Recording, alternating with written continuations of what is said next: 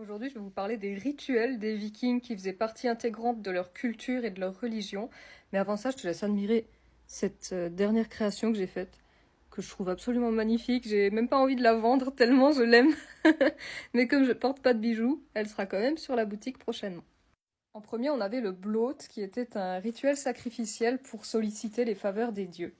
C'est un rituel qui est associé principalement au printemps et à l'automne. C'est à ces deux périodes de transition qu'on va faire ce rituel.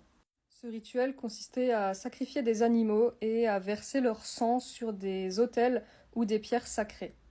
Les participants à ce rituel, ils allaient fêter ensuite en buvant du vin, de la bière. Ensuite, on avait les funérailles, et là, je pense que vous connaissez le rituel.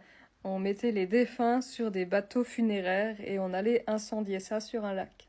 D'autres, qui étaient moins importants, étaient enterrés.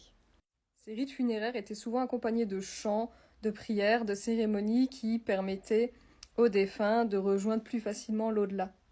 Des objets personnels étaient également placés dans la tombe des défunts. C'est comme ça que maintenant, au XXIe siècle, les archéologues arrivent à retracer un petit peu l'histoire. On avait d'autres rituels tels que les mariages, mais ça j'ai fait toute une vidéo dessus que vous avez normalement déjà vue.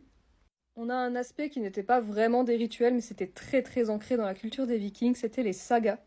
Les sagas en fait relataient les exploits des héros vikings, leurs batailles, leurs vies, etc.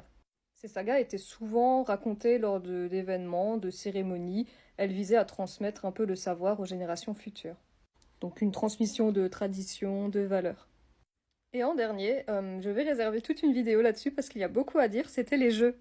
Lors de célébrations saisonnières, par exemple, il pouvait y avoir des compétitions, des concours stratégiques ou de force liés aux jeux. Mais ça, je vous en parlerai dans la prochaine vidéo sur les jeux.